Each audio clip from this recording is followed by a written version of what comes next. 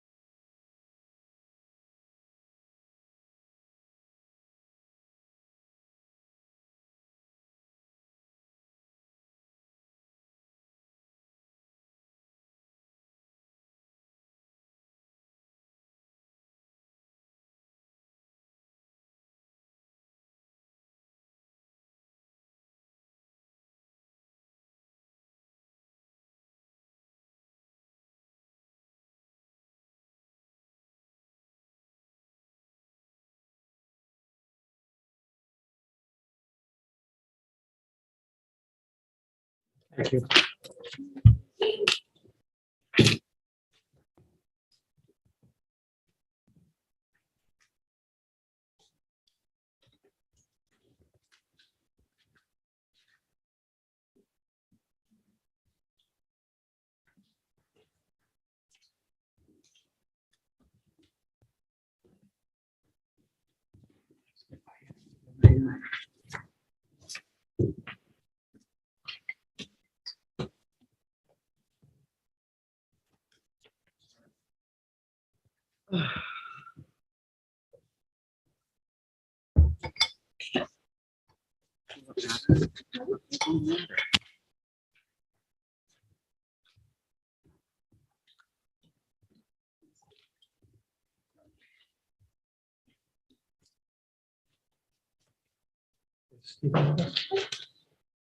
Yes, yes.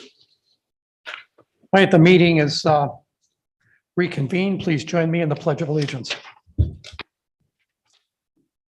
pledge allegiance to the flag of the United States of America. For which it stands, one nation.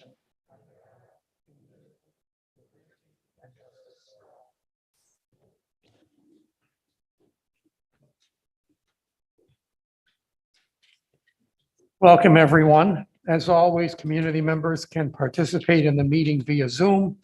We will take public comment in just a few minutes, both in person and via Zoom who want to participate. And as always, just emphasize that the Zoom meeting, the audio visual is not always reliable. We're offering it as a convenience. So we can't guarantee that we won't cut out at some point. However, all the proceedings of the meeting are available on CATV within a day or two after the meeting has happened.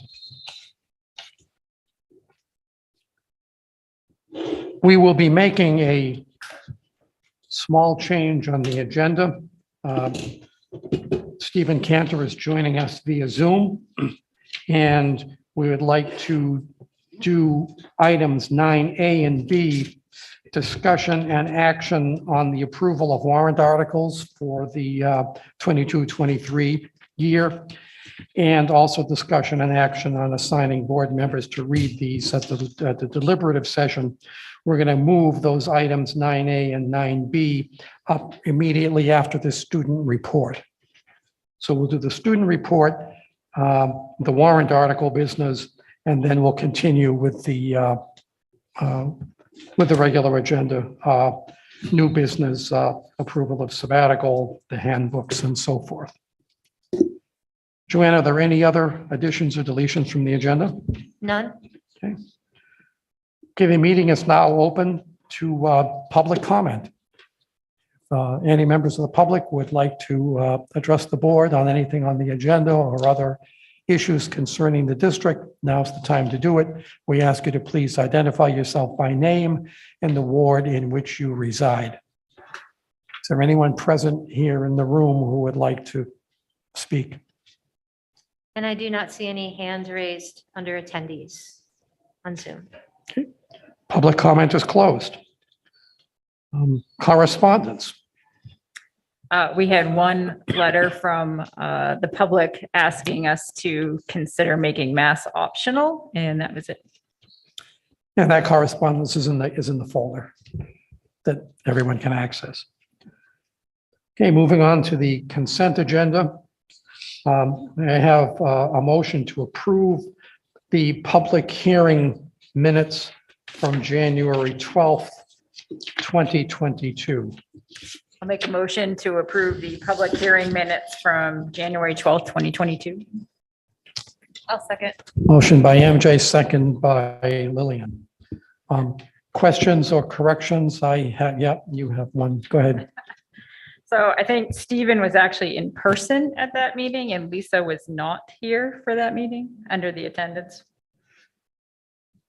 And Kristen was not here also, correct? Yes, Yeah. I believe so. That's the last meeting. Right. Kristen. So remove Stephen's Zoom and remove Kristen and Lisa. And that's on the public hearing on the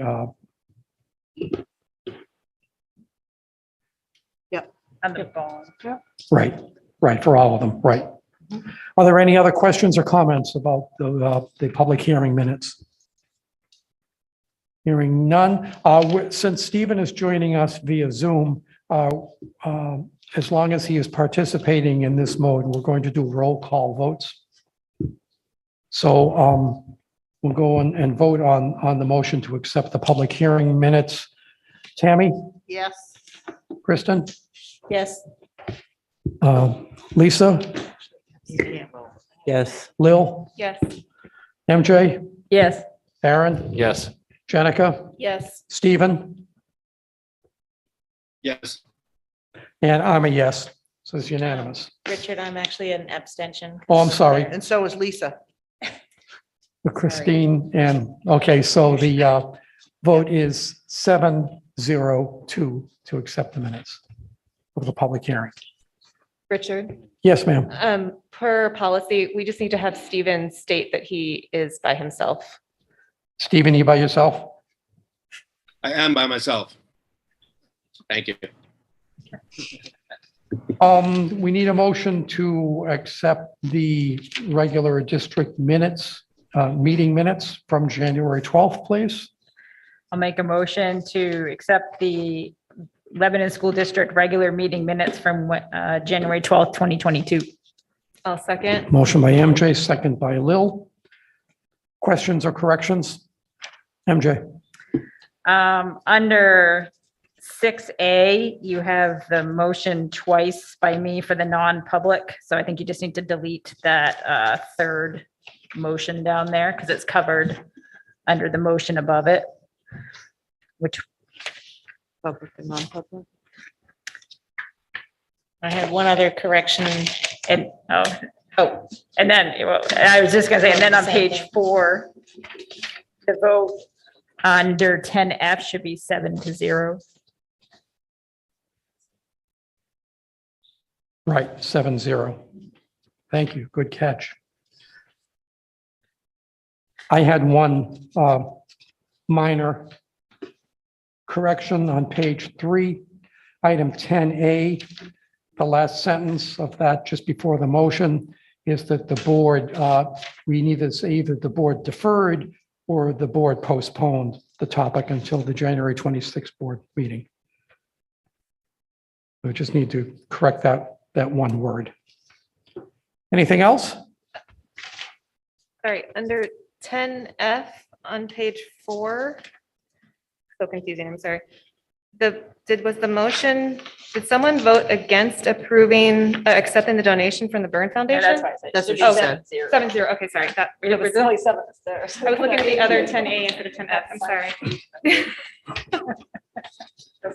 All right, we'll do any other corrections or additions? Okay, we'll do a roll call vote. Tammy, yes. MJ, Yes. Stephen, Yes. Lillian, Yes. Aaron, Yes. Jenica, Yes. Lisa, I have to abstain, right? Yes. abstain, and Kristen. Abstain. And I'm yes. So the vote is 7 yes, 0 no, 2 abstentions. The minutes are approved.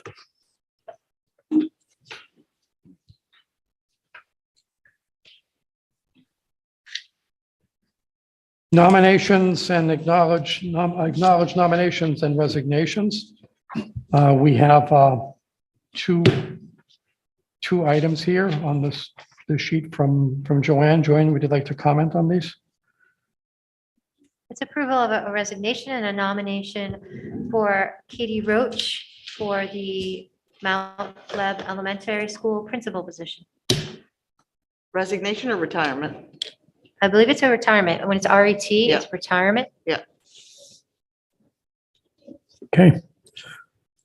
Can we have a motion, please, to accept the superintendent's nominations and resignations?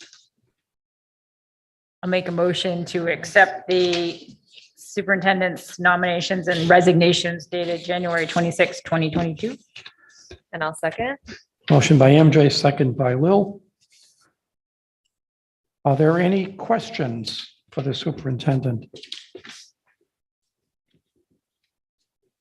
Just wondering about the French position. Is that going to be advertised? Yes, it will. One of the things that we decided to do a little differently is, sorry, I should pull that for, is in the past, we waited to post all positions until after the vote. This year, we're posting positions that we know we're going to need to fill because we want to make sure that we get out there and try to get candidates sooner rather than later.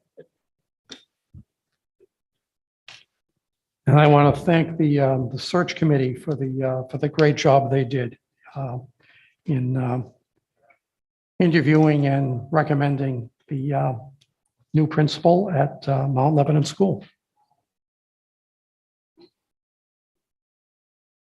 Hearing no other comments or questions, we'll do a roll call vote. Tammy, Yes. MJ, Yes. Stephen, Yes. Lil, Yes. Aaron, Yes. Jenica, Yes. Lisa, Yes. Kristen. Yes. I'm also yes. It's unanimous. Thank you, Lil, for being on the committee. Thanks. It's a good experience. I'll do it anytime. Great. Moving on to student report.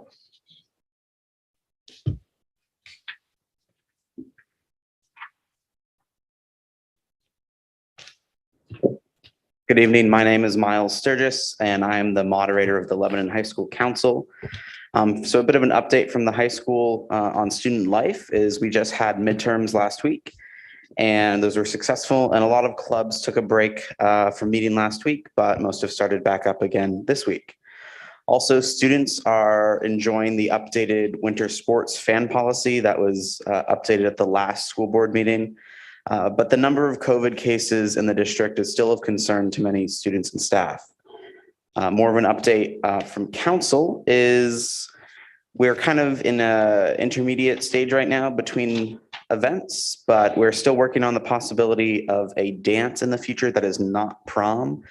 And we are in the process of scheduling a meeting with high school administration where council and the administrators will meet, and all students outside of council as well will be welcome to attend and welcome to participate in the discussion. We also have a couple surveys that we're reviewing from the past couple months. One is just about general school life. One is about Winterfest, which we just had before December break. And the other is from a survey 2 weeks ago, sent out by council and administration regarding homework and honor roll. And that concludes my student report tonight. Just so you know, Miles, we did add into the board packet, and it's online, the council motion form that Perfect. outlines the statement regarding the support for the proposed Lebanon High School and renovations. So thank you for council for putting this together, and I did want everyone to know it's in the packet. Perfect. Thank you. Thank you. You're welcome. Questions for Miles? Thank you. Thank you. Thanks so much. Thank you. Okay, we'll now move on to discussion and action approval of the warrant articles for 2022, 2023. And Tim, I'm going to lean on you to make sure we do this the right way, please. Well, I think what we're going to do, I think we've done in the past is I'll just read Article 1. I'll go read them all, and then Article 1 I'll just read, and then Article 2 I'll read it, and you vote on it, and then we'll move on to the next one. Sound good? Article 1, election of election of officials to elect 3 members of the school board, each for a 3-year term, to elect a school district clerk, a school district treasurer, and a school district moderator, each for a 1-year term. Article number 2, long-term borrowing, to see if the school district will vote to raise and appropriate the sum of $14,341,000 gross budget for building renovation and construction projects at Hanover Street School and Lebanon High School, and to authorize the issuance of $14,341,000 of bonds or notes in accordance with the provisions of the Municipal Finance Act, RSA Chapter 33. and to authorize the school board to issue and negotiate such bonds or notes and to determine the date, maturity, interest rate, and other details of such bonds or notes, and to raise and appropriate the sum of $358,525 from taxation for the first year's debt service payments on such bonds or notes, and to authorize the school board to accept on behalf of the school district any federal, state, or private funds that may become available to fund the project, and to use such funds to reduce the amount of bonds or notes issued for the project or to make debt service payments on such bonds or notes. That wording was written by our bond attorney, and I know it's really legalistic, but such it has to be. Tim, is it supposed to say bonds or notes every time? Yes, the one in the packet does not. It's already been changed. I saw that it doesn't, but the official warrant you will see tomorrow, the one that's in the annual report. This was fixed a couple weeks ago. I guess Lori and I just didn't get connected well or something. So 3/5 bond, 3/5 ballot vote required. And then, so that tells everybody that it takes 60% to pass. And then you need to determine what your vote is. The school board recommends this article by vote of yes or no. And we'll write in what the vote is tonight. Okay. So shall we do it one at a time then? I think you should vote one at a time. Yeah, so no vote is required for Article 1, correct? Correct. That just tells everybody what's going to be on the ballot. You vote on that. Right. All right, let's kill two birds with one stone, and Article 1, no vote is required, but we do need a volunteer from the board to read Article 1 at the deliberative session Saturday after next. We have a volunteer to read Article 1. I can read Article 1. Tammy. Thank you. Article 2 that Tim just read, we do need to have a, I guess we need to have a vote on that. We didn't have any motions last week, did we? To do our last meeting. Do we generally take motions, or do we just take a vote, Tim? I think in years past, we've done a motion, so, make a motion to Okay, place it on yes. the warrant. Yep. Let me have a motion then to place Article 2 as written on the warrant. I'll make a motion to place Article 2 as written on the warrant. I'll second. Moved by Lillian, second by MJ. Is there any discussion of this before we take a board vote?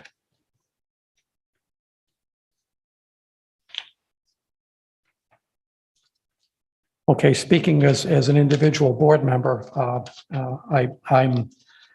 have not been in favor of this, and I think that the main reason for that is that although we have paid part of it off and are paying for the Mount Lebanon School project through ESSER funds, the rest of it I think could have been pared back somewhat and done in other ways. My concern is that in coming years, if we have an influx of students, right now, nothing in this renovation project is going to add any more classrooms or seats. We're going to be coming back to the voters possibly in 3 years, 5 years, 6 years, who knows, and ask them to be supporting 3 bonds. And so that's basically the crux of my opposition to this. Although no question that the work needs to be done. It's just a question of timing and when. That's my 2 cents. Is there anyone else wants to speak on this, or shall we just vote?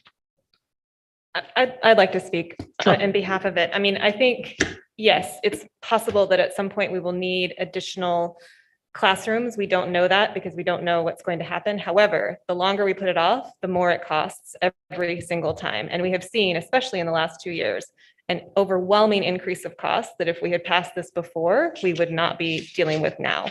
So I think it behooves us to think long-term and to make the much needed, as you say, renovations and give this to the voters and hope that they will support us in this, because I do think that the children deserve it at this point. Okay, everyone's heard both sides. I'll also add my 2 cents before we vote. I'm also voting in favor of it, as I have in the past. I do think, I agree with Lillian that we have put stuff off. Unfortunately, we did cut it down, or it is pared down, which is good for all concerned. It's also, I think, more doable the way it's been reconstructed in terms of being able to use the schools in the middle of the construction. But it is long overdue, and the renovations are desperately needed at these two facilities: the cafeteria, the entranceways, the safety concerns, and the extracurricular and co-curricular spaces that are going to be built at the high school, I think are strongly needed, especially in this time where students have been so isolated.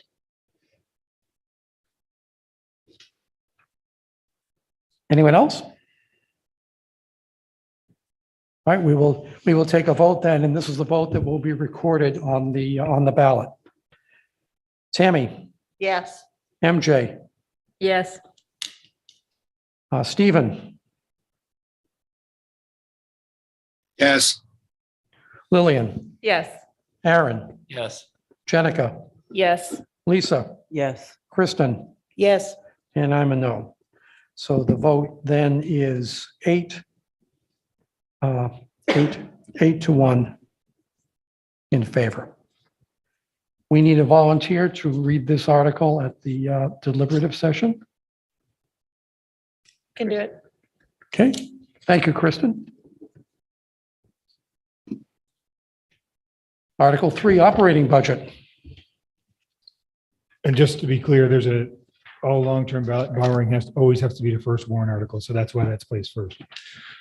Article 3, operating budget, to see if the school district will raise and appropriate as an operating budget, not including appropriations by special warrant articles and other appropriations voted separately, the amount set forth on the budget posted with the warrant or is amended by vote of the first session for the purposes set forth therein, totaling $48,074,240.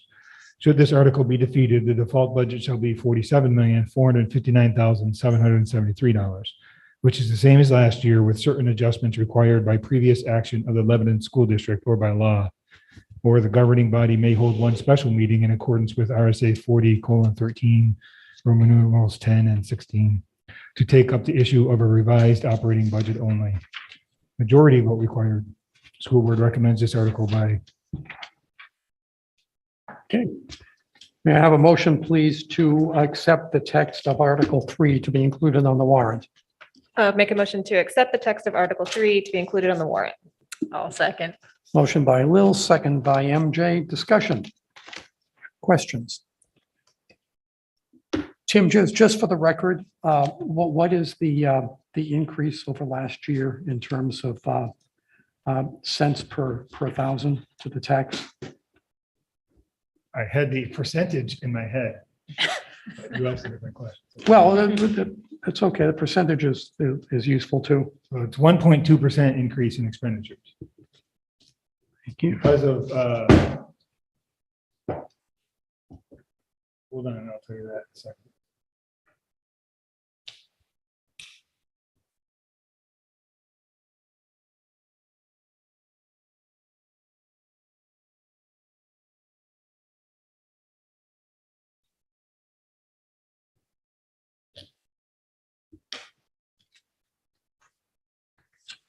We're projecting a 67-cent increase to the local tax rate. Say that again? We're projecting 67-cent increase 67 per thousand. for the budget? You just asked me what the tax rate increase was, correct? Yeah, 60. Okay. That's a 1.2% increase. Correct. Okay. Well, the tax rate increase is a mixture of what the expenditures might be going up and what the revenues might be going down. And we're projecting a $1 million fund balance. Right. And we had 1.9 last year. So there's a difference on the other side of revenues and expenditures adds up to 67 cents. Okay. Thank you. Any other questions about this?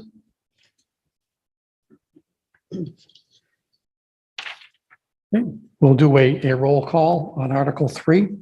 Tammy, Yes. MJ, Yes. Stephen, Yes. Lillian, Yes. Aaron, Yes. Jenica, Yes. Lisa, Yes. Kristen. Yes. I'm also a yes. 9-0. You have a volunteer to read this article on the deliberative session, please? I will. Jenica, thank you. Article 4, collective bargaining agreement. To see if the school district will vote to approve the cost items included in the collective bargaining agreement reached between the Lebanon School District and the Lebanon Education Association, which calls for the following increases in salaries and benefits at the current staffing level. Fiscal year 23, $676,420. 24 is $562,221. FY 25 is $655,803. And further, to raise and appropriate $676,420 for the current fiscal year, such sum representing the additional costs attributable to the increase in salaries and benefits required by the new agreement over those that would be paid at the current staffing levels. Majority vote required. This article is recommended by the board by a vote of yes and no. So this dollar amount on the final budget, if approved, gets added to the tax increase. It's 30 cents. Again, how much 30 cents per thousand. for 2023? Right. It's just the first year, right? Right. It's added.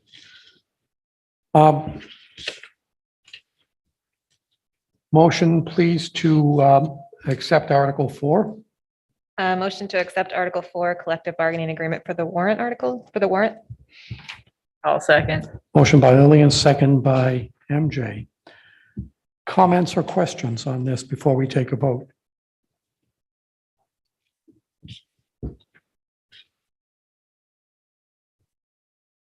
Okay, again, speaking as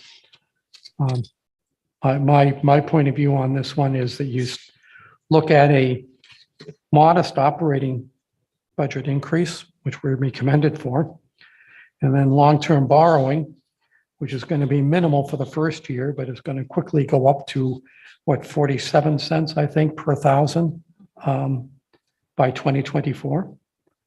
And now we have, in addition to that, an additional 30 cents per thousand. It just seems like a terrible time to be committing to these sorts of increases, not just this year, not just for 2023, but for the following 2 years as well. No question that the teachers deserve it. I just feel that the taxpayers can't afford it.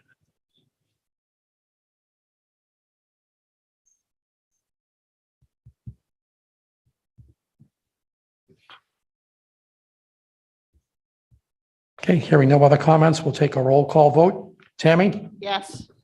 MJ, Yes. Stephen, Yes. Lillian, Yes. Aaron, Yes. Jenica, Yes. Lisa, Yes. Kristen, Yes. and I'm a no.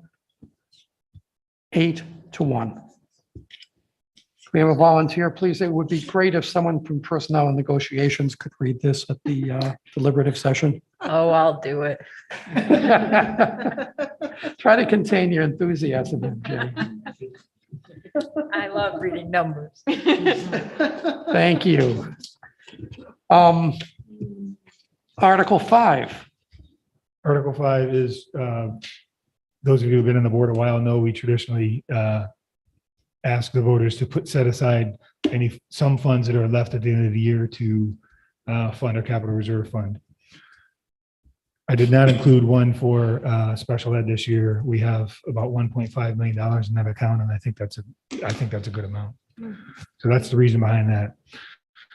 And the last thing I'll say is you'll see it's $600,000. That number is what I propose. It's more than we usually do. We've done 300, usually 300 and 300 to two funds. Last year we did 500 to one and 300 to the other. I think $600,000 seemed like a good amount, but it can be, if you don't like that, a dollar amount and you want to change it tonight, that's on you. That's fine. The other thing I'd like to say is the the Mount Lab project is mostly ESSER, but also some capital reserve, and also the track is capital reserve minus whatever we get in donations. So this fund, is going to be just about out if we don't put anything in here. So I think $600,000 again is a good start to rebuilding it after this project. So I would recommend you don't go any less than that, or at least not significantly less than that. But that's the reasoning behind the number. If you're wondering where 600 grand. All right. Article 5, to add funds to Lebanon School District Construction and Renovations Capital Reserve Fund. To see if the school district will vote to raise and appropriate the sum of $600,000 to be added to the Lebanon School District Construction and Renovations of School Buildings Capital Reserve Fund previously established. This sum to come from June 30 fund balance available for transfer on July 1 in excess of $1 million. The first $1 million of the June 30th unassigned fund balance will be used to reduce its school tax rate in 2022. No amount to be raised from taxation. Majority vote required. School board recommends this article by a vote of. Have a motion, please, to approve Article 5 to be added to the warrant. I move to approve Article 5 to add funds to Lebanon School District Construction and Renovations Capital Reserve Fund to the warrant. I'll second. Moved by Lillian, second by MJ. Questions or comments, please? MJ? So can you just refresh my memory? So if there's 1.2 million left at the end of the year, then you'd only put in the 200,000 to this account, not the 600, right? So That's it's correct. anything up to the 600,000 that's left over after the million goes back to the taxpayers. Absolutely right. Okay. Can I raise Kristen. one other issue, which is, as you just said, it's nice that the special ed fund is still healthy. And if the capital reserve fund, if we don't get as much fundraising as we're hoping, and if anything unexpected happens, do you think we should, I mean, what do people feel? Do you think the 600,000 is good? I mean, it's not a huge cushion if something were to happen. I mean, this is all predicting if we have some, extra money at the end, but beyond the 1 million, since we're not putting anything into special ed, last year, obviously we put a lot in. Anyway, I'm just floating that out there. Do you think it would be advisable to earmark more for the capital reserve in the event that we have it? Well, the special ed capital reserve fund is a separate fund, would require a separate warrant article. So if you wanted to do I mean, that- no, not, for the capital for this reserve. building Yeah, Capital reserve. yeah, for the construction. I don't know if other people on the not the F&M, Finance and Facilities Committee also had any concerns about that. I don't have any concerns. I think this is a fair amount. If we keep going up too high, it's just going to be like we're asking for the world when we're already asking for renovation projects. Yeah, I agree with Aaron. I think 600,000 is a good number. We need to keep in mind that this is not money that's raised from taxation, but it is money that does not go back to the taxpayers.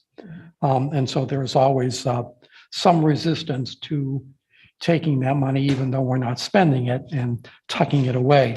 But I mean, the same reasoning that I use for voting against some of the other measures, I would use in favor of this, because I think it's critically important to keep this fund as healthy as we possibly can. So I think it's a decent number.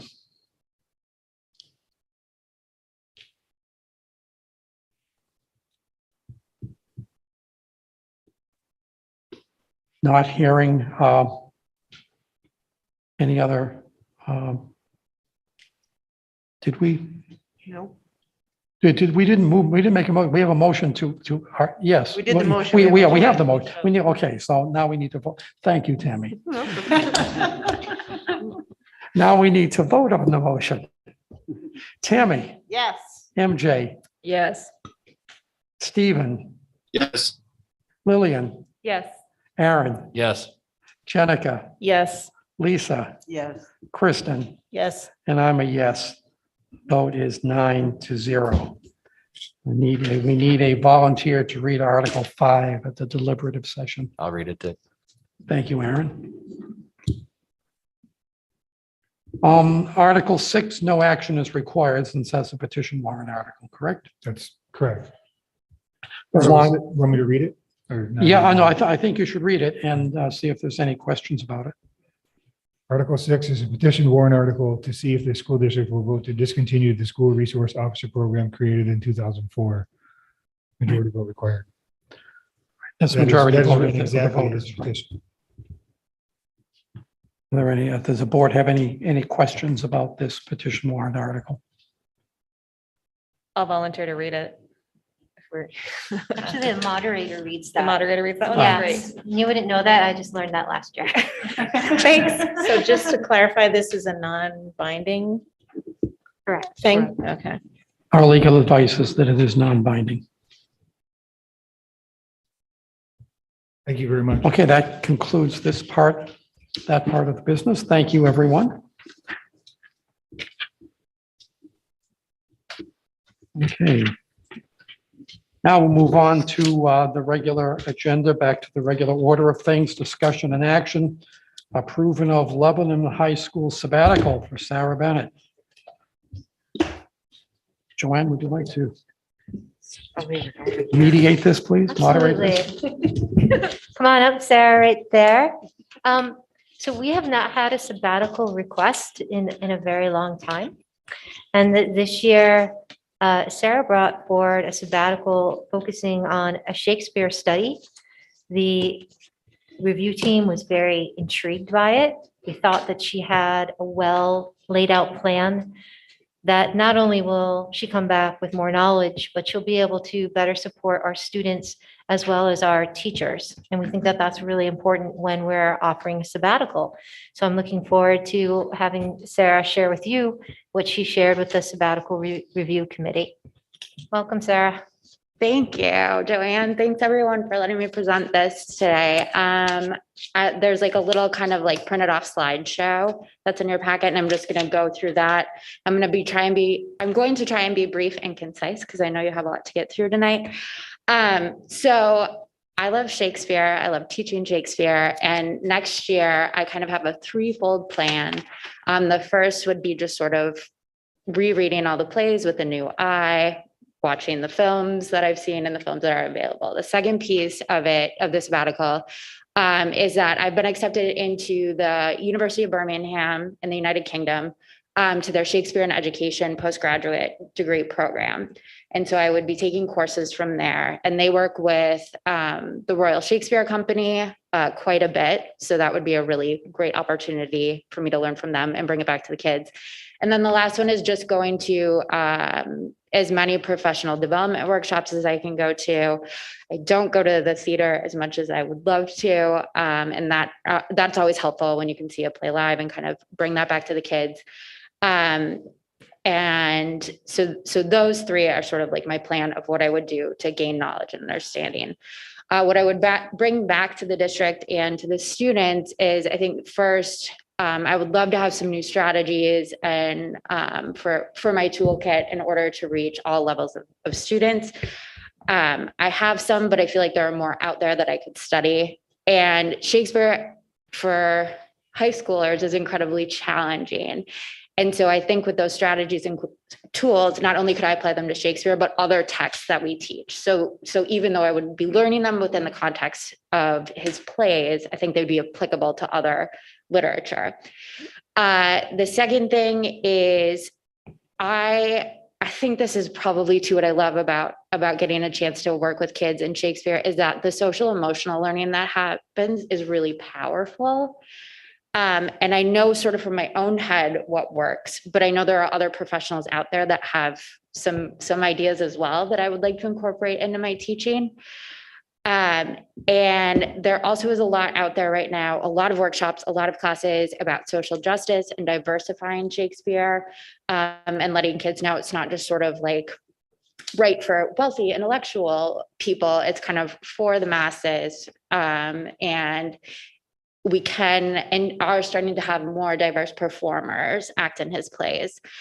And then the last thing that I would like to do is I don't feel that in New England, there are a lot of accessible Shakespeare workshops, actually, I would say all over the country, simply because they're very expensive. And so in my sort of dream world, when I come back, I would like to offer a workshop for local teachers and obviously teachers in the district to just sort of help them get some strategies and gain some new knowledge on how to teach. So that's what I'll come back with, some stuff for the kids, some stuff for local teachers. And then finally, the other two things I just wanted to point out is I in the past, I've gone to workshops and I apply what I've learned in class. I've done some work with the Smithsonian American Art Museum, and I've incorporated so much of that into my curriculum. And then last thing I just want to say, I think it's probably a little bit clear, but I really love Shakespeare. And that last picture in the packet was my first Shakespeare class that I got to teach. And like, I almost can't even talk about it with crying. It was without crying. It was like such an amazing experience to work with those kids. And they put on a play at the end of the year. And there's a diverse group of kids in there, and they all sort of work together and come together. And I feel really honored and lucky that I'm able to teach this course, and I would like to make it better. So thank you very much. You have questions for Sarah? Would you be going to Birmingham or is it a remote? It's remote, but I would have to go for a 2-week course in the spring. And you'll be also coming back to the board to share what you've learned as part of this whole process. Yeah, So- can we do acting? Is that an option? Tim says no, I say yes. Okay. We actually, a few years ago, did some breakout groups and read a scene from Romeo and Juliet. It wasn't pretty, Sarah, but we did, we did it. What's your favorite play? Much Ado About Nothing. Ah. Is that the play that was being in that last photograph in your presentation? Actually, yeah, it was. Yeah. Yeah, they did awesome too. They adapted the script themselves and did all the costumes and the directing, everything. Very cool. I have a businessy question. Yeah. Are you the only person who teaches English 9 honors? Are there other, how does that normally work? So I teach it. George Hannah teaches it currently right now. And then there are a couple other teachers who have taught it in the past. Okay, I just wondered. Yeah. Thanks.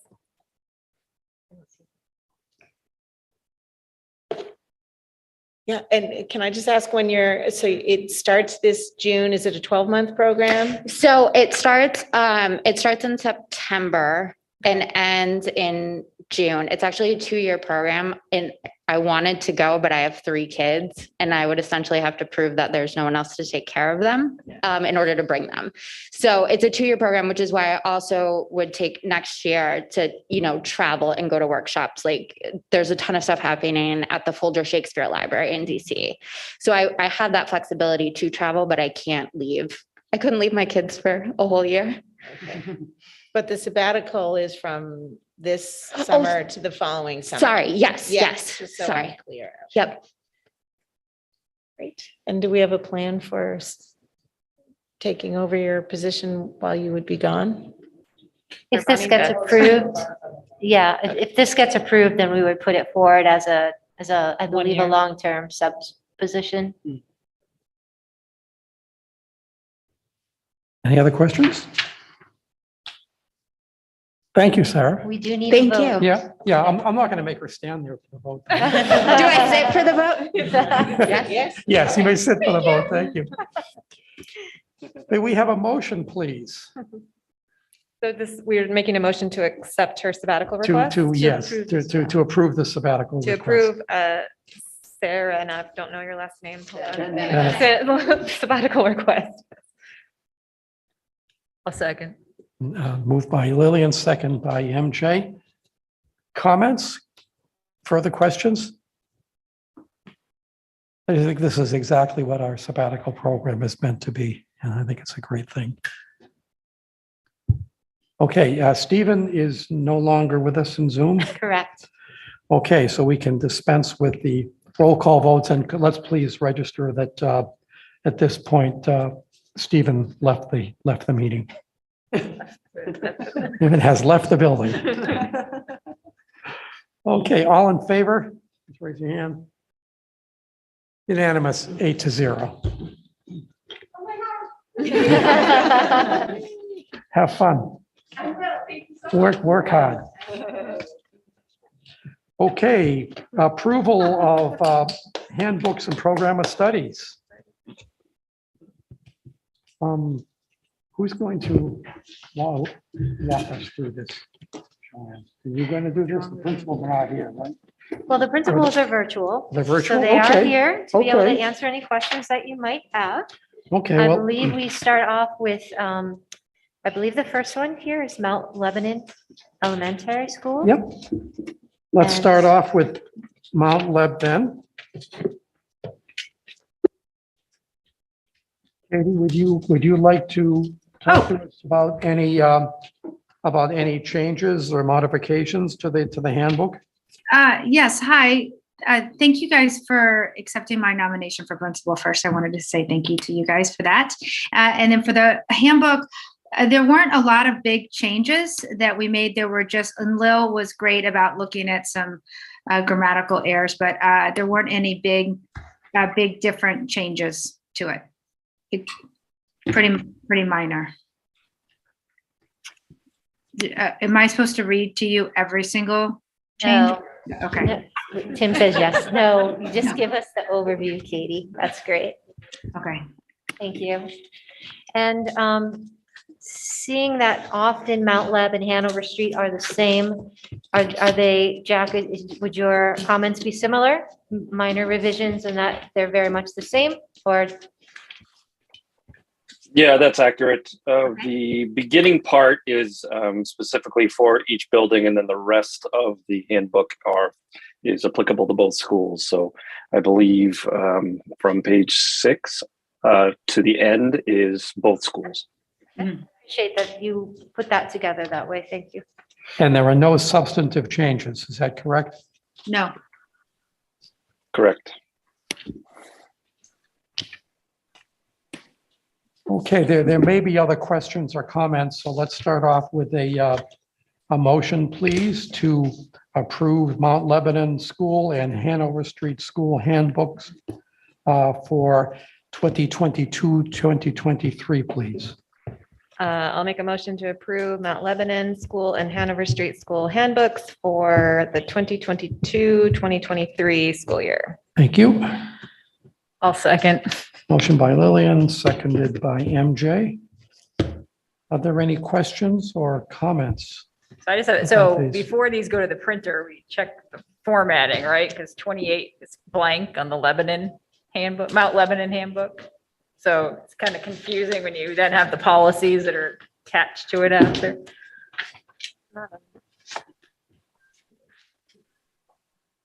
Yes, I'll have, Some of them are blank and some of them aren't, so look through it. There's one draft that's not, but I don't know which one it is. well, So I just caution, you We'll might want to just do check. one more final run through before you hit the print. yeah, I appreciate that. Thank you. That may be so the policies start on I mean, if this is printed two-sided, well, I don't know. I'm not Yeah, quite it's sure. kinda- Well, there was It like just no kinda introduction to I the mean, because policy, so it there's- looked like I was because there is reading the the cover. policies. Well, whatever. happens. Yeah. Let's, We'll they'll make figure sure it it's out. correct. Yeah, we'll make sure it's correct. Thank you. Thank you. Anything else on those the two elementary school handbooks? Take a vote then. All in favor? 8 to, Lisa, are you voting? Yes? Okay, good. 8-0. Thank you. Thank you, Jack and Katie. Thank you. Let me just, give me a second to get organized here. We'll move on to the middle school.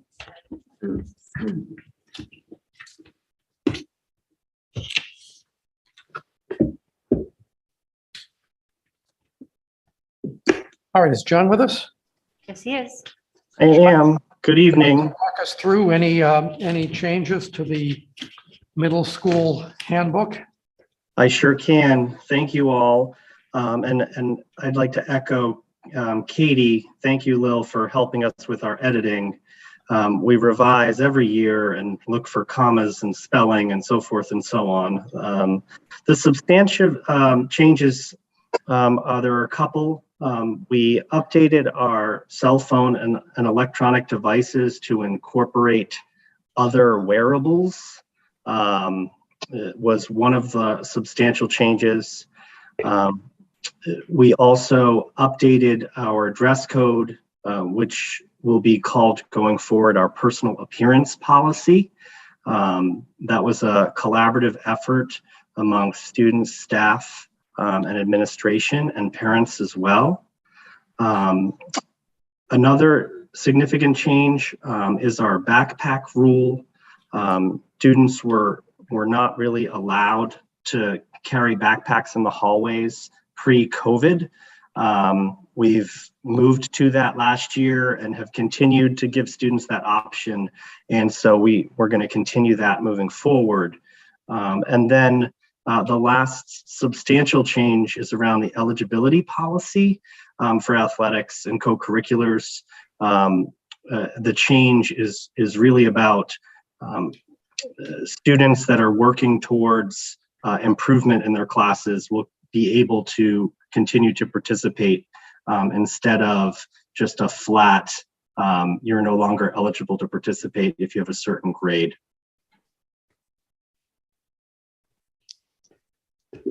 Questions for John?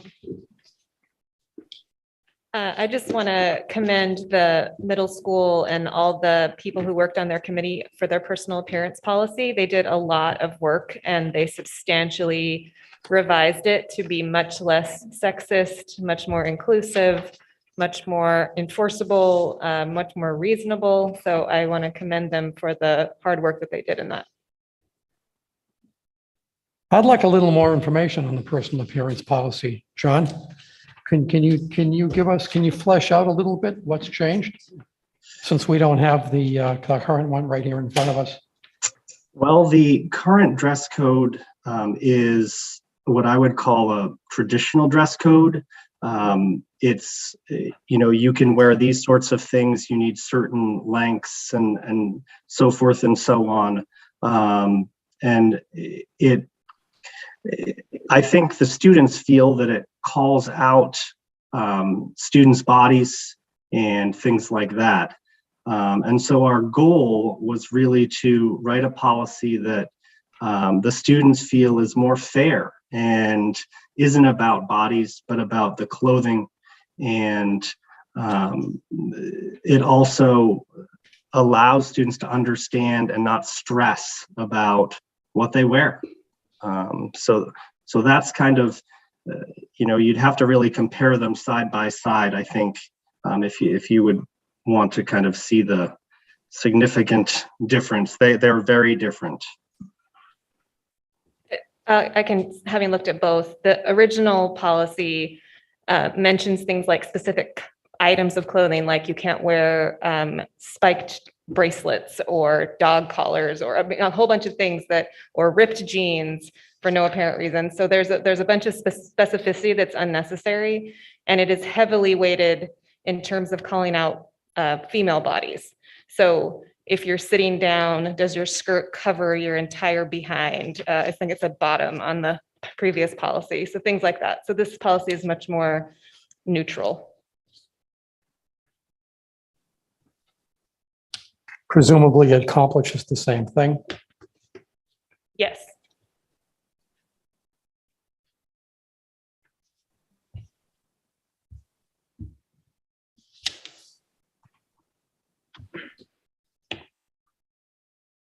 Other questions? MJ. So I just have a question about the smart watch policy, because the way it's kind of written, it says it has to be turned off during the day, but if they're using the smartwatch as a watch, then if it's turned off, they don't have a watch. So I guess it seems a little gray area there of how the student is using the smartwatch. What we mean is the connectivity to the internet and cell phone towers. We use the phrase school time, if you're familiar with the Apple Watch, for example.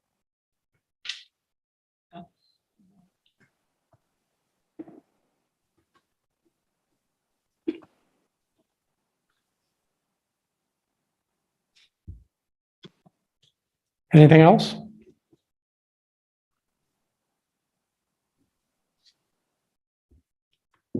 Okay, could we have a motion, please, to accept the middle school? Do we have a motion already? Yeah, not for the middle school. So I'll make a motion to approve the Lebanon Middle School handbook for 22-23. Second. Motion by Lil, seconded by MJ. Anything else to be commented on here? Okay, all in favor? Unanimous, 8-0.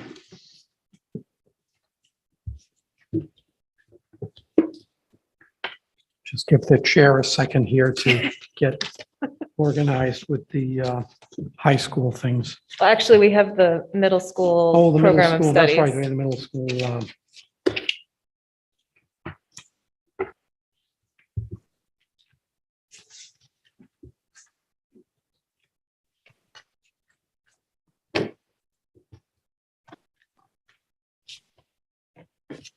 Middle school program of studies.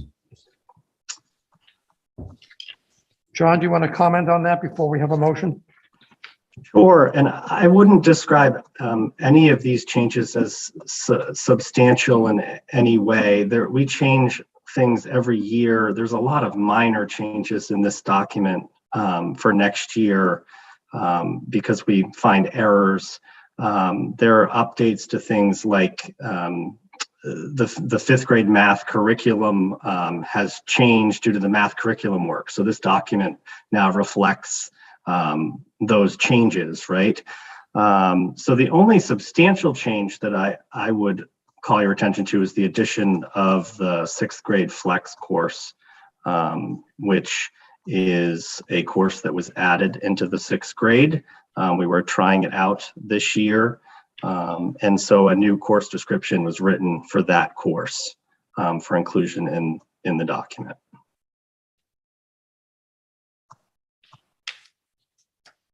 A motion, please, to accept Lebanon Middle School Program of Studies. Make a motion to accept the Lebanon Middle School program of studies for academic year 2022-2023. I'll second. Motion by Lil, second by MJ. Questions? Kind of a generic question. Did EC have access to a marked up version of this? So you actually saw what was being changed? Yeah, we have Okay. a summary sheet too, which is helpful. Okay, great. And the current ones are all online right now. I mean, we can. Yeah, see I them know all. that. It's helpful though to Yeah. have a highlighted version to Yeah. compare, but I'm perfectly happy to delegate that to EC. We did. Any further questions, comments? Take a vote on acceptance of the middle school program of studies. All in favor? Unanimous, 8-0. Thank you all. Thank you, John.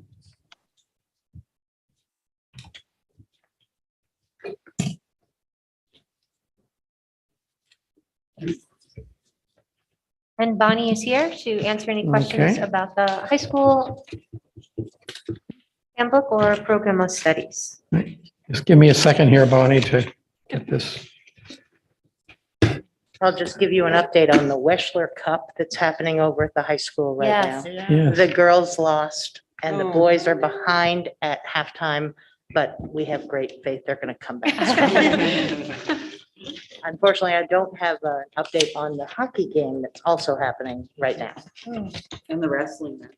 Is there a wrestling match too? Where are they? And Nordic skiing, And Lebanon got at least the first 3 spots in men's Nordic. Such a busy time. Busy night. Yeah, There are no changes to the handbook. Okay. no changes to the handbook. Correct. Any changes to the program of studies? There are a few, and you have the summary document in your packets. We're adding, I'm happy to tell you, another AP Computer Science course. This is our second computer science course that we have added. We're very pleased about that. Our tech integrator will be teaching it. We've added a variety of music courses or tweaked them. to meet our current students' requests and teachers' expertise. Social studies is changing a little bit. We have long heard that freshmen don't have a full year of social studies, and the choice would be better for them to have a full year of social studies when they enter the high school.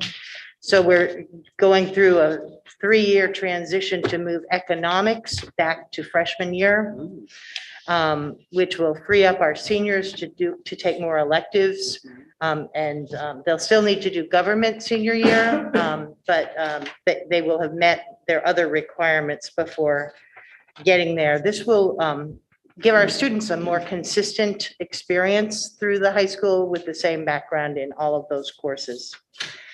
The sections are all here that describe that transition beginning next year.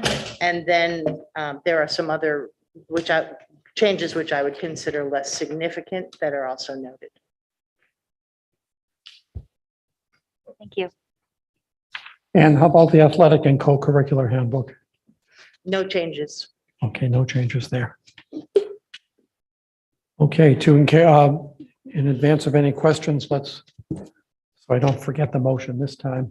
We have a motion to accept the Lebanon High School Student and Parent Handbook, Athletic and Co-curricular Handbook, and Program of Studies. So moved. It's a motion to accept the Lebanon High School Student and Parent Handbook, Athletic and Co-curricular Handbook, and Program of Studies for 2022-2023. I'll second. Motion by Lil, second by MJ. Questions or comments on any of these documents?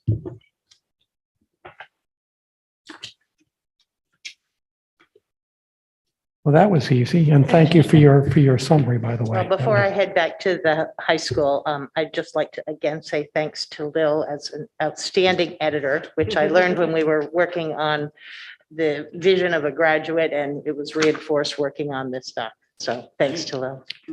Thanks, Bonnie. Okay, all in favor, please, of the motion? 8-0, unanimous. Thank you.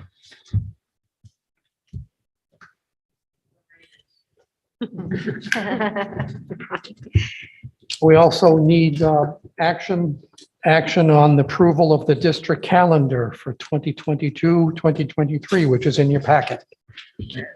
Let's start off with a motion, and then we can take any questions. Make a motion to approve the 2022-2023 school calendar. I'll second. Motion by MJ, second by Lillian. Is there any questions about Actually, this? I have a question. So I noticed for the conferences, they're now a day and a half, and they include 5th and 6th grade. Is that right? All the way to Or 8. K through 8? K through 8. Okay. So does that mean that at least in the elementary levels, K through 4, now they have one more day that they'll be in school this year? They'll have a half day more, but if you add the 2 half days, it would be 1 day. Right, that's what I meant. over the- Yes, Okay. we all right. worked that through. It's part of this negotiations that are going through in March. And so at the middle school, then, will those conferences, the kids will get those off and they will have the same kind of conferencing, like, or it will be mandatory, or will be, I mean, how will that work for the middle school? I'm not that familiar with the process at the middle school. Obviously, if a parent elects not to come, then they wouldn't. But I think the idea was that, particularly coming after a pandemic, that parents 5 through 8 would really value the opportunity to have a conference. Okay. So their schedule would remain the same, and hopefully a lot of parents would want to have conversations with the teachers K through 8. Okay, thank you. Sure. So middle school students will have 3 fewer days next year than they had this year, correct? Yes, because in the last agreement, they didn't have teacher conferences, and in this one, they expanded it K-8. I'll also note something that's a little different. We follow Hartford's calendar. And so Hartford School District moved their, I believe it's their February break to align with all the other schools in Vermont. So you'll see Hanover, ourselves, Mascoma, we're aligning with Hartford, which is why there's a bit of a change in that February break. It looks like the April break might be sooner than it has been in the past too, right? Yeah, I'm not quite sure about that one where it lands, but I do know that we talked about at the Hartford Tech Center, the change. I remember that. And was it the February one that we talked about? It was the February one, because this year it's kind Right. of like odd, Yeah. but next year is when I kind of get Right, back. but it almost looks like they kind of switched the way they do their February and their April They may vacation is what have it looks like. to break it up. So I have a question. Why do we have so many days at Christmas if Christmas falls on a Sunday? Is that a contract thing? It's not a contractual piece. It's trying to figure out the balance of the number of teacher contractual days, adding in these teacher conferences days, adding in a couple of PD days, and just trying to figure out you deduct from a certain amount and how you can best put the vacation days in. Joanne, can I add to that too? Sure, Lisa. Hi. That actually matches Hartford. So that is a exact replica of the Hartford vacation. So we are trying to keep that consistent for our students so that they weren't in school when they couldn't be at Hartford. The start of the year, we don't always match with Hartford. We try as best as we can. So students get transportation to our school, and we have buses from our school, even though our school is not in session, so those students can get to the tech center. I had a quick question about the Christmas break, but kind of on the other end. So we're starting on January 2nd. I mean, I understand it's the Monday after the holiday, but it's a little, I mean, sort of like right after the holiday. I don't know if we've ever started on the 2nd of January, or am I just misremembering? I think it matters where it lands. So New Year's Eve is going to land on a Saturday, which gives people then New Year's Day, the Sunday off. And then you just kind of flow into the next week. I do think sometimes we look at when those holidays hit. It just seems to make sense to flow right into the following week. I mean, there's always parents who are thinking, can we get back sooner? And other parents who are thinking, can we push a little bit that way? Yeah. And I believe, Lisa, as you said, that also matches Hartford. They're returning on the 2nd. No, that is a difference from Hartford. Hartford has the Monday off. Okay. But my recollection is just sort of with the more days off from the middle school, because we've now taken 3 more days away from what we had this year. We were maximizing the time for the middle school as well. So that's our trade-off, I guess. Thank you. Anything else on the calendar? Okay, we'll have a vote then. All in favor? 8-0, unanimous. Thank you. And thank you, Lisa, for all of your Thank work you. on it. I know it takes a lot of time. So thank you.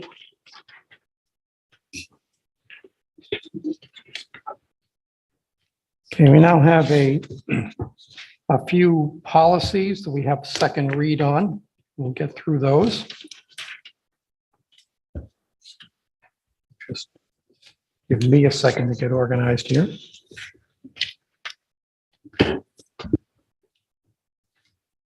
And we did a first read on these policies at the last board meeting. So this is the second read, and on these we will be voting. So we'll start things off and see. Could I ask the vice chair, in the interest of efficiency, would you please move for each of these in turn that we accepted? Sure. We'll start off with policy DAF.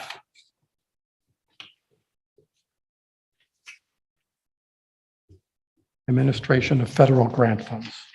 So moved to accept this revised policy. And this is a, just for everyone's benefit, just reading here from the notes from the PNN meeting. This is a rewrite of the policy in 2020. This is revisions in accordance with federal law. And we basically accept it as it is written. And Tim and Joanne, please jump in if there's anything else you want to add.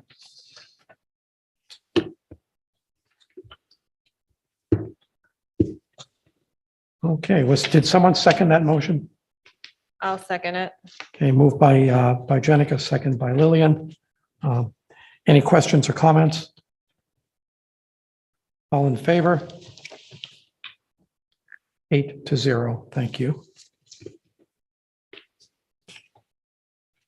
We have two identical policies, ADB and GBEC, drug-free workplace and drug-free schools revised.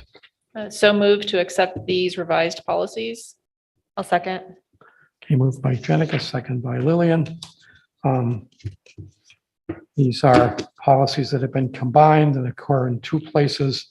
They've been completely rewritten. Personnel and Negotiations has reviewed them. There's been a first read. Is there any further discussion? The last time I asked the question, is there a drug-free awareness program to educate employees? And Tim was going to check on that. Did we follow up on that at all? Well, the short answer is yes, interpreting that to mean our employee assistance program, which is part of all of our healthcare programs. But other than that, we don't have a program. But my research indicated, I think what their intent is employee assistance program. Okay, Which is available and free to all employees. great. Just wanted to make sure that was somewhere.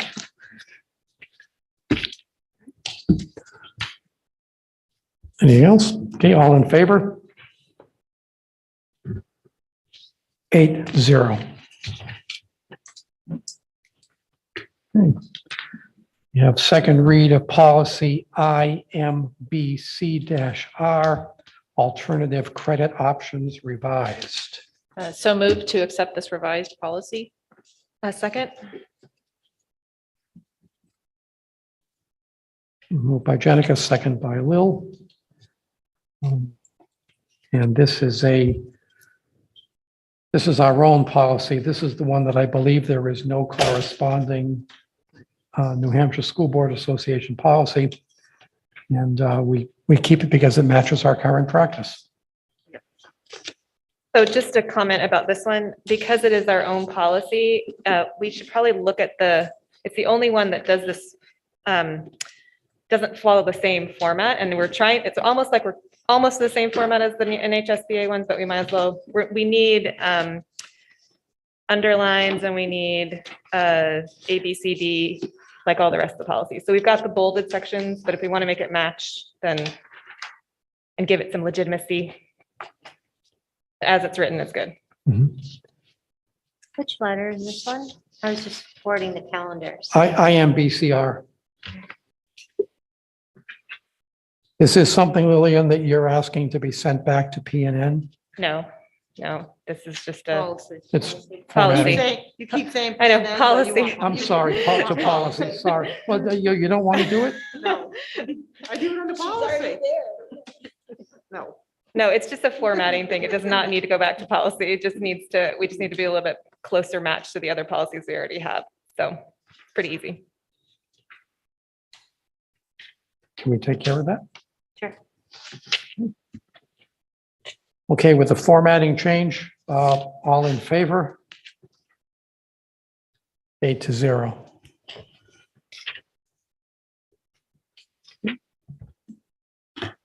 Yeah, policy IKF, a revision of high school graduation requirements. So move to accept this policy as revised. Second. Jenica and Lillian. This is a revision. These are federally required. I think they're state required, aren't they? Yeah. It's a state requirement.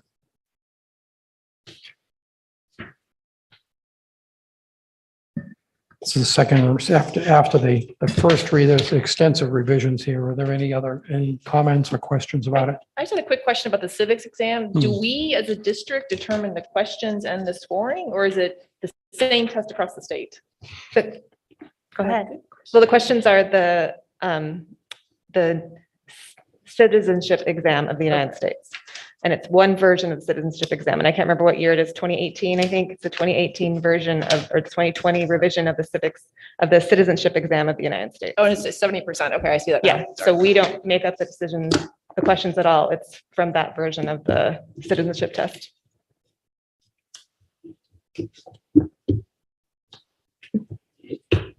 Any other questions or comments? All in favor? 8-0 accepted.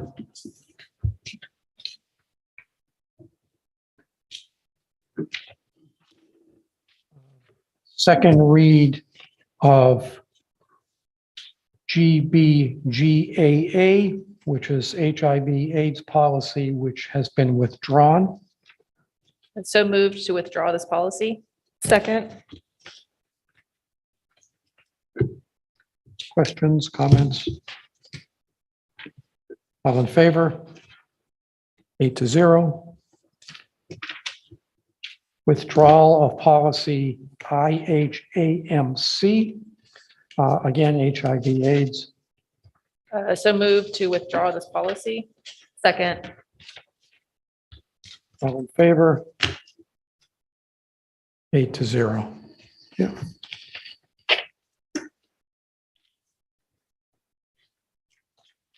And then finally, second read on policy JFA-R, Technical Assistance Advisory, which has been withdrawn by the School Board Association.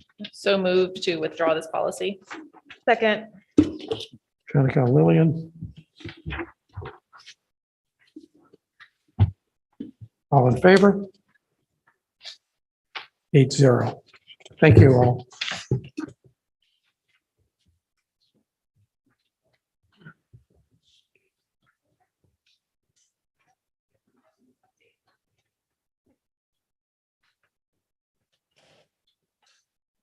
SAU leadership team updates, superintendent update. I would just like to thank everyone for their incredible work, the work of administrators and staff. Also, I know the work of the board to keep our schools open and to support each other, our students and our families. It's truly exceptional. I was at Hanover Street School for a period of time today, and the amount of effort to support our students, to support staff who might be out. It was amazing. So I think that we need to celebrate our administrators and staff and all the hard work that they are doing.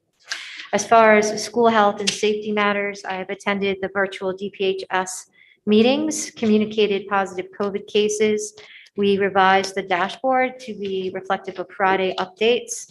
Ongoing communications with Concentric. I've ordered PCR kits, also saliva and antigen kits.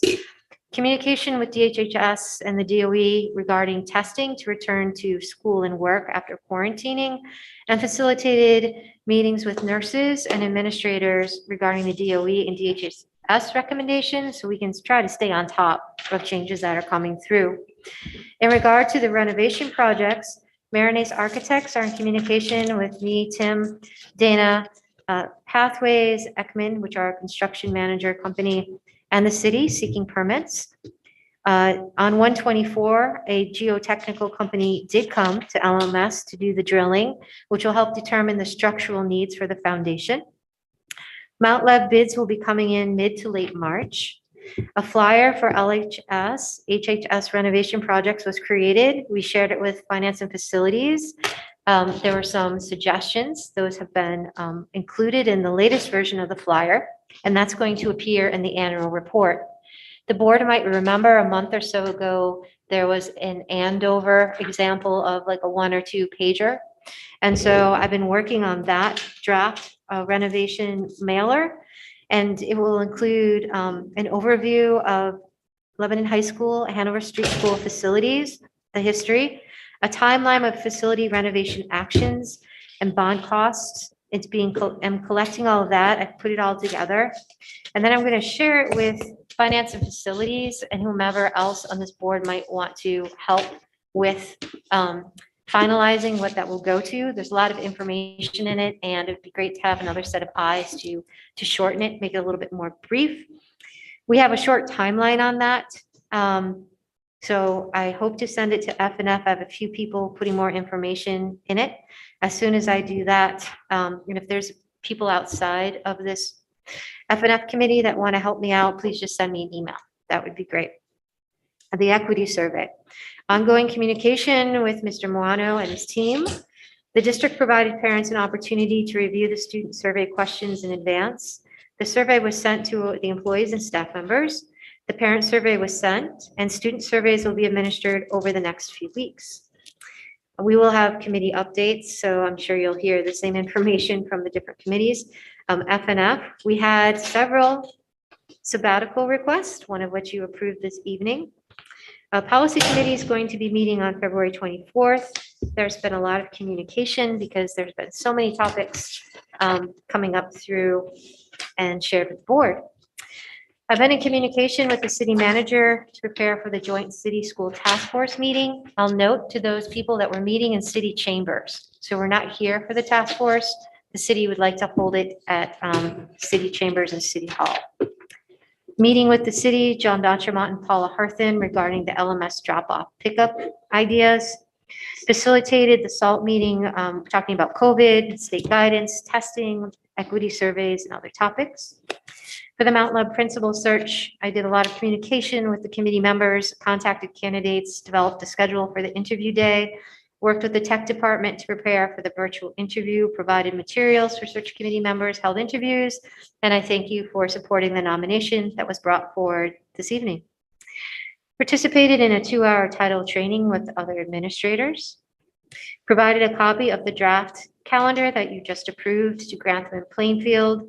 And we are also talking about the availability of another area meeting prior to February 22nd. Communication with legal counsel in regard to student and employee matters. Meeting at Lebanon High School regarding student supports.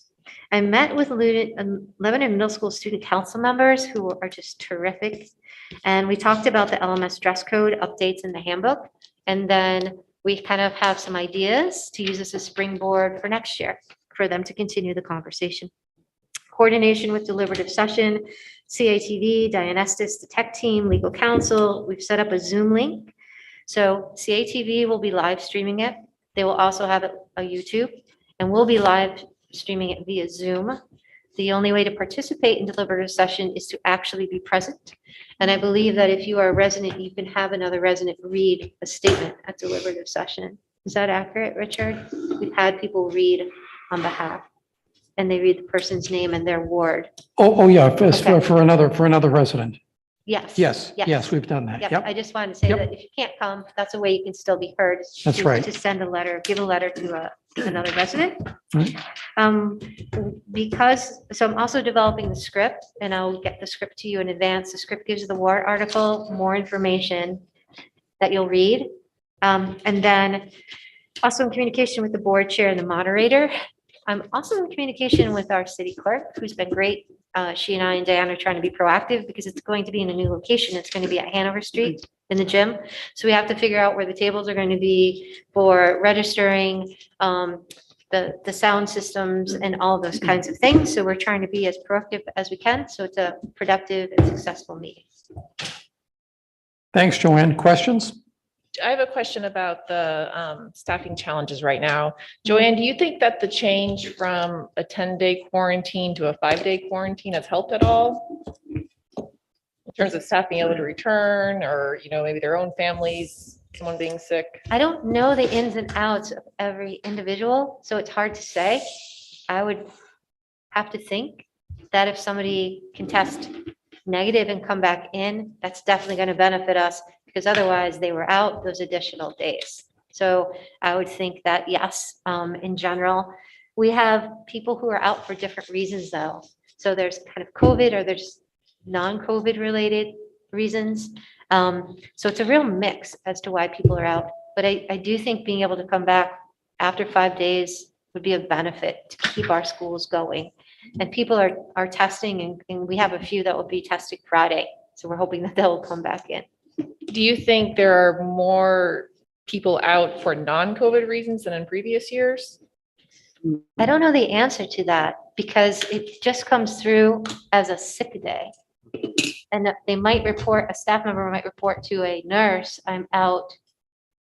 Yeah, But I don't know how else to better answer that question. that's what I was going to say. At the district level, we know when someone's sick, or we can see why someone's sick, but what the particular reason is, like being cleared back in the building because they got a negative test. that's really handled by the school nurse. So we couldn't pull information off the absence system and say, we have these many people out for COVID versus non-COVID. We would have to do We a don't have lot of that. data mining. We don't have that in the system. We don't have a separate code in our absence system for COVID, and I don't really think we should. It's really,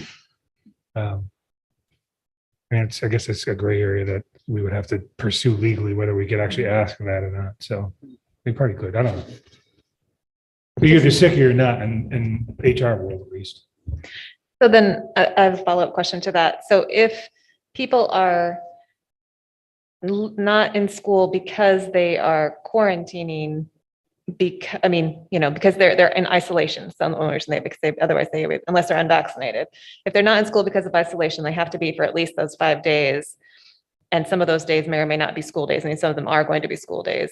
Those just count as their sick days? Yeah, everything COVID related is sick now, and has been since the original law that was passed in March of 2020 provided 80 hours for every employee in America for COVID related illness. That expired in December of 2020 and was not renewed. So if you are out for COVID, you use your sick time. And there's, every union has a sick bank. So, and it has, that really hasn't, those kind of issues I do hear about, and we've had people saying, why should I have to use my sick time? But no one has really been in danger of not getting paid as a result of that. That was my question. Thank you. How's the sick bank doing? Have you looked at that lately? I'd have to ask Heidi, a payroll person, but I don't, again, most of the two big sick banks have automatic replenishing built into the contracts. Right. And there's good people at the unions at the head of them maintaining, seeing what's going on. So I'm pretty confident about that. Yeah, I was just wondering if we had seen an uptick in use of the sick bank, how many people are exhausting their sick time? I think there's been an uptick in people requesting, but I think that there's people at the helm who are a little more judicious than in the past, in my opinion. So it's actually encouraging. Thanks. Anything else for Joanne? So I have a question about the dashboard. I understand it's only updated on Fridays. I completely understand why, but it doesn't appear that it's actually on a button you can find easily on the website. Was that by design, or because when I was searching for it the other day, I could only get it through your letter, and then it wasn't ever, the one that was on the website was from a week or 2 weeks ago. So, Okay, let me work with Kate on that. because it'd be nice I think for the district on your Should we homepage maybe or put something it to under have the a link. COVID ESSER button that's on our website? Yeah, I saw that, and it was an old dashboard that was. Right, but maybe when we updated the link, it didn't get linked back. So thank you, because I wouldn't have noticed that. Because I just have the link in my letter that goes out. And then what is the criteria you're using to take someone off the dashboard? Is it 10 days, 5 days, or is that So a it's manual just like- tick by the nurse? Or Yeah, it's really, that gets so complicated, and that's why we couldn't do it on a daily basis. So what we're basically saying to the community is during the week, we had a total of this many students that tested positive. We had a total of this many staff members that tested positive. We're not going and so many came back. It's just, and the reason we did that was we were thinking, if you're a parent, you want to know how many students in my child's school tested positive that week. And so that's what it means. It's very simplistic. We tried to be more complicated and couldn't keep up with it. so that maybe just a footnote about that too, if you post it, is just the people that tested positive that week. Because I Sure. think other people are used to looking at the state data, which does, do the pluses and the minuses every day. So just ground everybody what it is and what it isn't. Yeah, I appreciate that feedback. And I have a follow-up question to that. So because we have the CDC and we have the sort of 5-day now, they have to test negative to come back after the 5 days, correct? Or no? Yes, in our school district. Yeah, in our school district. And so then after 10 days, they have to test again. Is that correct? Or can they just come back after 10 days? I don't think they have to test it again. I don't know that answer, but I think it's if you're gone out 10. Then can we they assume that quarantine? because I was just wondering Yes. about those people who, the people who test positive for months afterwards, right? So, Well, that's why. and You talked about that with correct the me if I'm con- wrong, But that's why we That's why don't I use a said the PCR antigen test. Right. That's why we use an antigen. right, and you talked test. about that with the concentric testing, that those kids aren't tested then again because they've already tested Yeah. positive for, I just wanted to clarify that. No, great questions and And I have one other question not related to this. Can you tell us a little bit about the meeting with the city and Dr. D and Paula about the LMS drop off and pickup?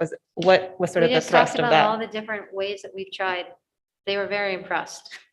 They didn't come up with any further solutions. Okay. We can't do a flashing, like a regular light because it's a state highway. I suggested that if they happen to have state funds, that they could support us by paving the road that goes behind LMS. And that would give parents a chance to go up La Plante, go behind the fields, back down the side and around. And maybe we could have some parents who are going left, I call it left, right? Left out of the here. Maybe that could be one parking section. And then those who are going to make the right, maybe that they could follow. A lot of it depends on parents following what's actually being asked too. So that's a combination. So, I mean, with all sincerity, they were very impressed with all the things we thought about. And I said, not only would you be supporting our school district if you were able to do that through federal funds, because there's all these infrastructure funds coming through to cities. You're also supporting Plainfield, you're also supporting Grantham and other tuitioning students. So you could say it's a multi-community type project. And if they needed any other ways to support it, they should let me know. And that's kind of how we left it. They said they'd look into it. Yeah. Who knows? I mean, they were able to really help us with the sidewalk and the flashing lights. So it doesn't hurt to ask if that's something that they could help us with. Thanks. Sure. Excuse me.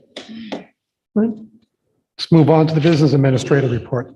I only had one thing I wanted to mention, and I'll mention it probably a few more times over the next few months.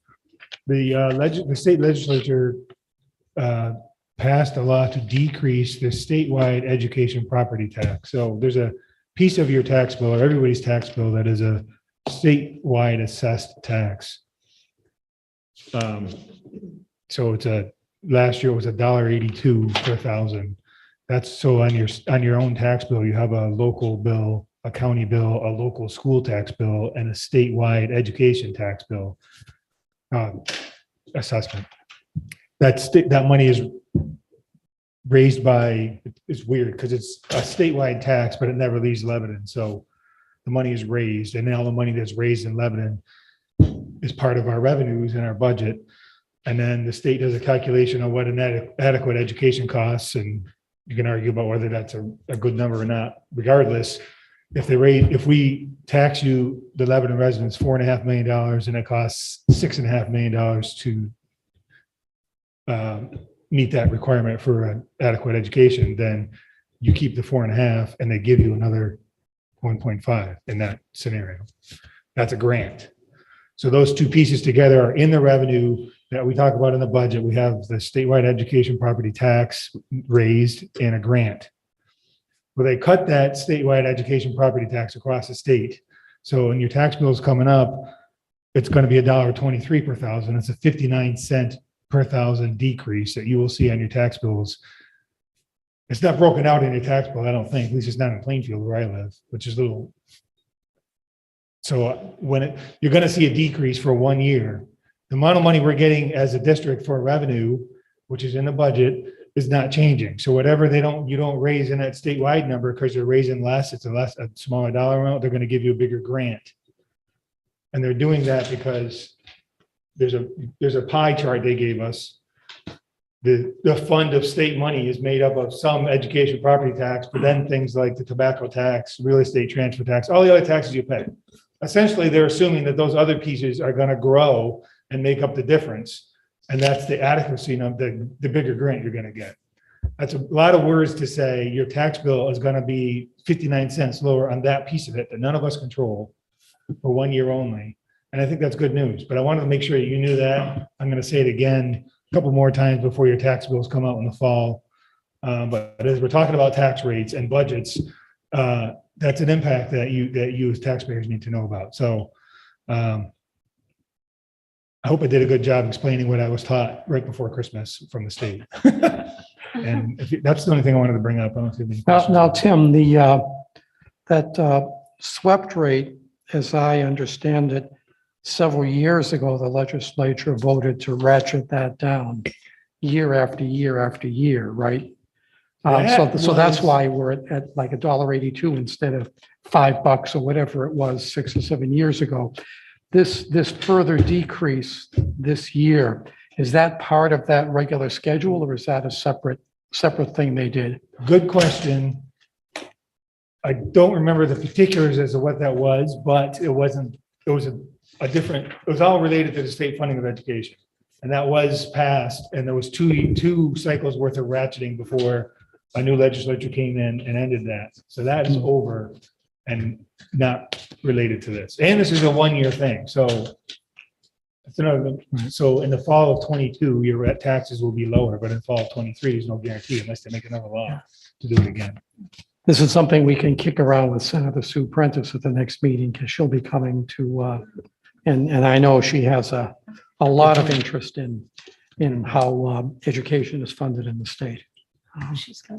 Can I ask one more follow-up question? Like, what if, I think I'm still not clear, so our property taxes might go down because of this, but what if we actually need the money for the education? I mean, is there going to be a scenario next year where we don't have enough No. money? So again, there's a formula that's in law as to what an adequate education costs.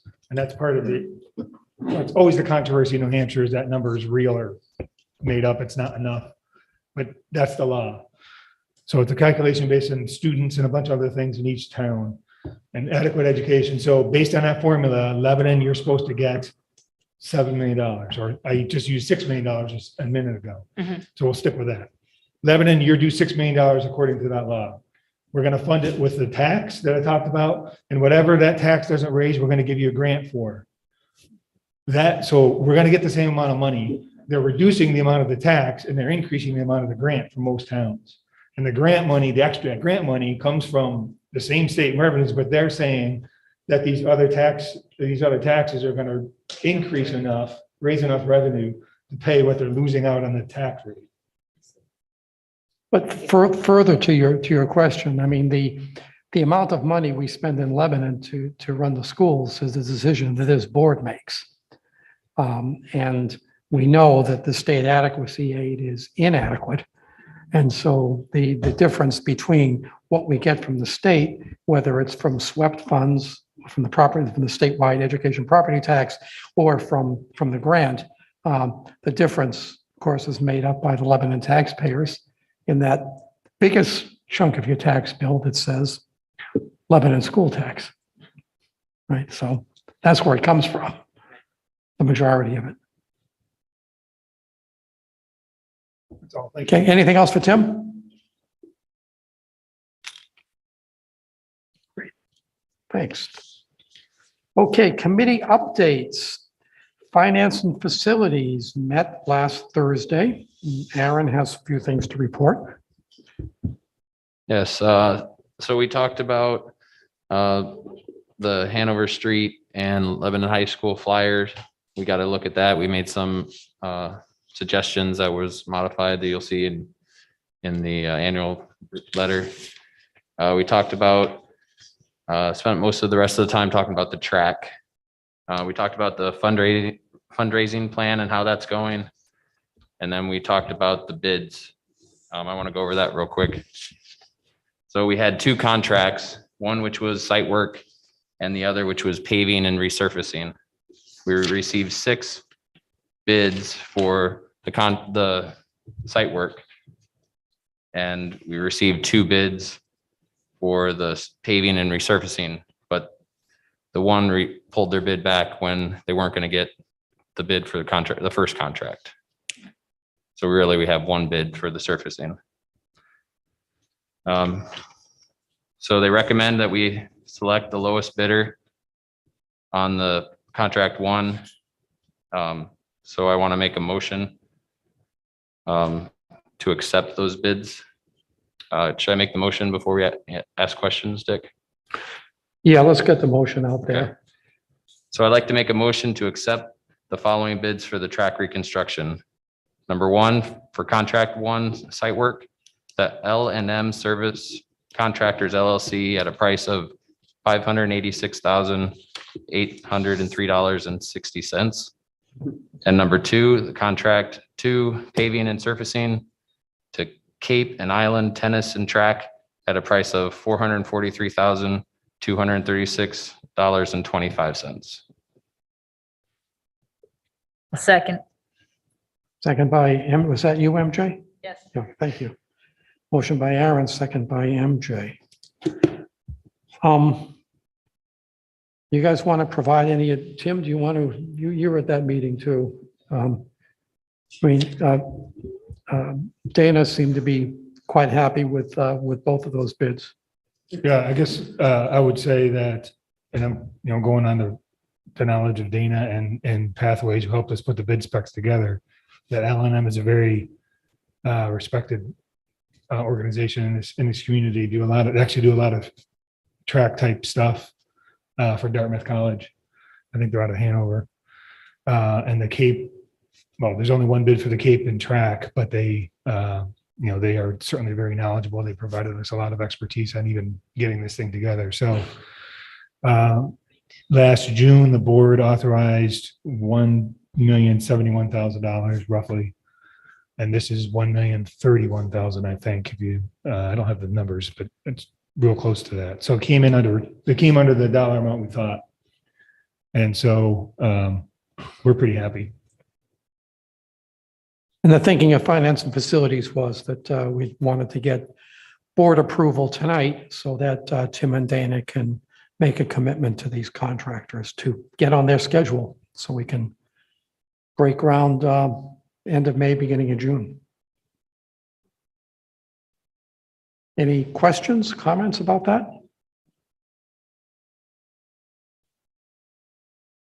Hearing none, all in favor? Unanimous, 8-0. And the next meeting of Finance and Facilities is next Thursday, February 3rd at 4 p.m. at the SAU office. Policy Committee is meeting Thursday, February the 24th in the morning at the SAU office. Education Committee is meeting next on Monday, February 21st, 4 p.m. at the SAU office. PNN, having exhausted themselves with all these policies evidently that I was reading out tonight, met back in November and will be meeting again when we crank up for some other negotiations in the spring. Student Wellness Advisory Committee, next meeting is Wednesday, the 4th of May. Harvard Area Career Technical Center, next meeting is the 8th of March, Tuesday at 10 a.m. Area Committee, next scheduled meeting is Tuesday, February 22nd, meeting down at Plainfield Elementary School. There was, at the last meeting, we had one of the chair of the Plainfield board asked if there was an interest in getting together to talk about possible areas of collaboration in some financial areas. It was all a little vague. And we're trying to set that meeting up. I just emphasize this is not for the purpose of renegotiating the area agreement. We just spent 2 years doing that. And that's all done. But if there's interest in some things that could increase financial efficiency, we're going to talk about it. So we will update you all when that happens. City School Joint Task Force, next meeting Thursday, January 27th, 6 p.m. in the council chambers at City Hall. The next track fundraising committee meeting is here next Tuesday at 6 o'clock. I think that's all the upcoming items. The deliberative session, of course, is a week from Saturday at Hanover Street School Gym. And that, I believe, begins at 9 a.m. Correct. Right. That's when the meeting is called to order, just like elections. People have to check in and have your ID checked and all this for voting purposes. So it's a good idea for school board members at least to be there a little bit earlier. Future agenda items, board member recommendations or questions? So I'll make sure to invite Sue again Mhm. to Prentice for this next Yep. coming meeting. Okay. I just mentioned the deliberative session. Next board meeting is Wednesday, February 9th here. Is there any other business? I'm sorry, did you say when the next track meeting is going to be? Next, it says GBA, it's next Tuesday, February 1st? February 1st. Is it at 6? No, wait, no, it's the second. It's Wednesday. Lisa, when are we meeting every other Tuesday? If it's every other Tuesday, it is February 1st. The first and third Tuesday of the month. Okay, So. so February 1st, 6 PM. 6 PM here. Yep. Thank you. Right, and by the way, the first few meetings, the guys were setting up for a crowd of about 40 people. I told them we didn't quite need that.